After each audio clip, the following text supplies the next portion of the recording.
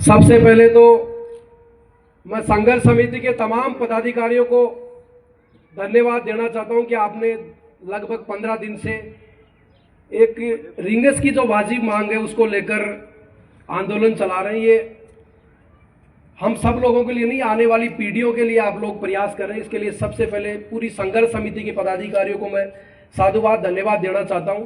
और समय का अभाव है, और भी वक्ता बोलेंगे।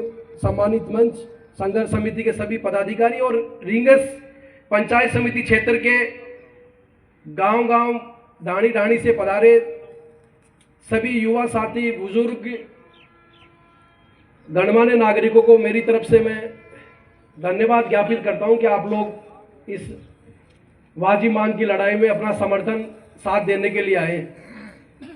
साथियों, संख्या से आपको घबराना नहीं है, संख्या कोई मायने नहीं रखती। आपका जो जज्बा, जोश जो है वो बड़ा मायने रखता है। वो आपको ऊंचाई तक पहुंचाता है, वो आपकी मंजिल तक पहुंचाता है। और वो जज्बा जोश आपने पिछले 10-15 दिन में आपने दिखाया है, वो आपका काबिल तारीफ है। सत्ता और यहाँ का स्थानीय विधायक उस ताकत से बौखलाया हुआ है, उसके चेहरे की जो मुस्कान है ना वो गायब है साथियों।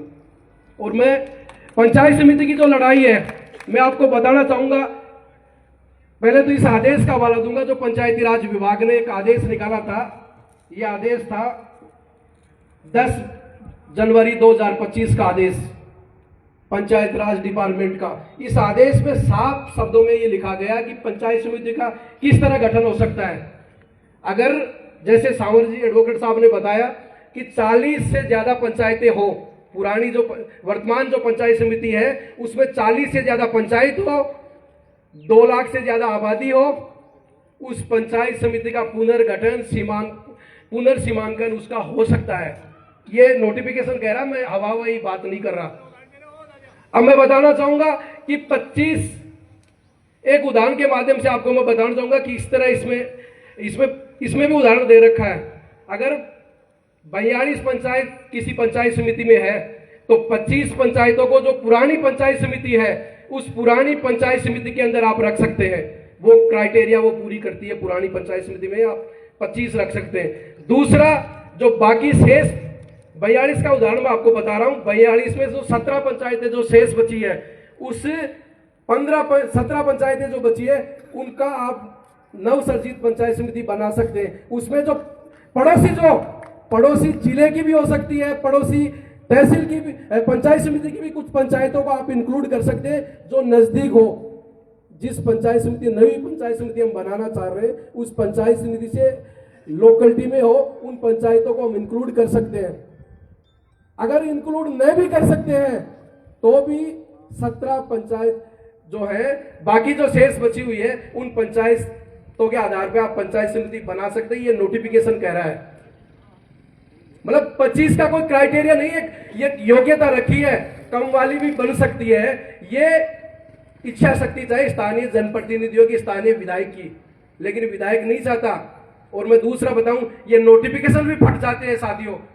सबसे बड़ी जो इच्छा शक्ति होती है, मैं बताना चाहूंगा कि क्या होता है, क्राइटेरिया का पैमाना क्या है। क्राइटेरिया का पैमाना है राज की इच्छा। राज की इच्छा हो तो मेरे सर पे भी पंचायत समिति बना सकते हैं।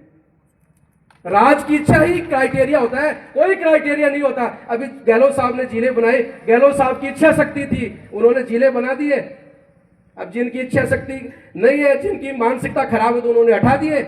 लेकिन इच्छा शक्ति होती है तो हम बना सकते हैं। तो राज की इच्छा ही क्राइटेरिया होता है, इसके अलावा कोई क्राइटेरिया नहीं। क्राइटेरिया पे अपने को बात ही नहीं करना, हम सब साथियों को मिलकर संघर्ष करना है, गांव-गांव, डाणी-डाणी जाना है और सरकार को झुकाना। साथियों, इस राज्य में जिस तरह की गुंडागर्दी, बदमाशी, चोरी, रोजाना आए दिन घटना घट रही है, कोई जनता की सुनने वाला नहीं। आज गरीब कमजोर व्यक्ति है, आए दिन पीट रहा है। कभी किसी सुनार को लूटा जाता है, किसी व्यापारी को लूटा जाता है, कभी किसी गरीब किसान की खेत से बकरियां, पशुधन चोरी कर ले जाते। आए दिन घटनाएं हो रही है, कोई सुनने वाला नहीं है।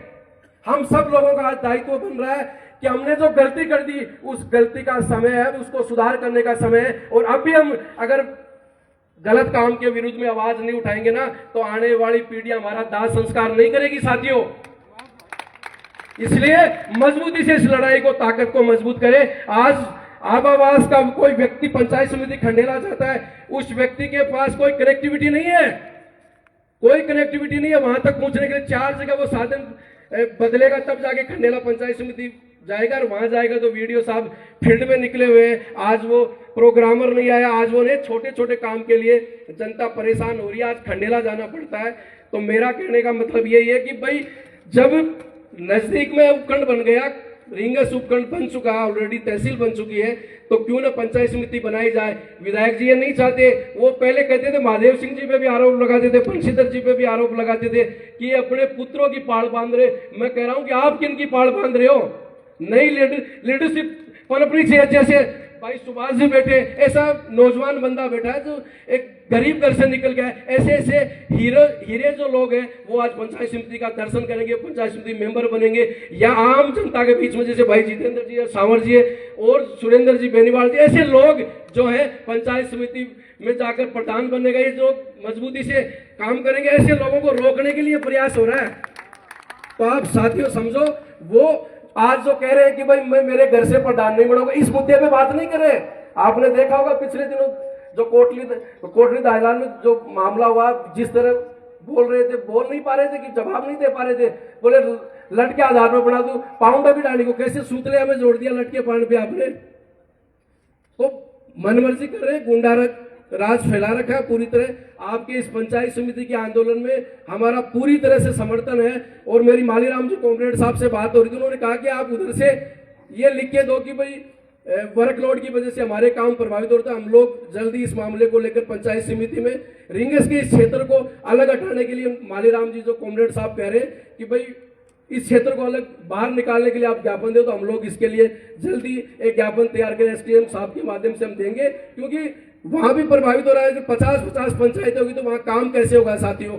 इसलिए इस लड़ाई को ताकत प्रदान करो, विशेषकर महिलाओं को भी इस आंदोलन से जोड़े। और 7 तारीख का जो बता रहे आप लास्ट आपत्ति देने की है, उससे पहले एक बड़ा आंदोलन खड़ा करें। और सरकारें ऐसे नहीं झुकती है, कोई ना कोई बड़ा धमाका करना पड़ेगा। धमाका, ये संख्या पर्याप्त धमाके के लिए। तो साथियों, आपने बोलने का मौका दिया, इसके लिए धन्यवाद।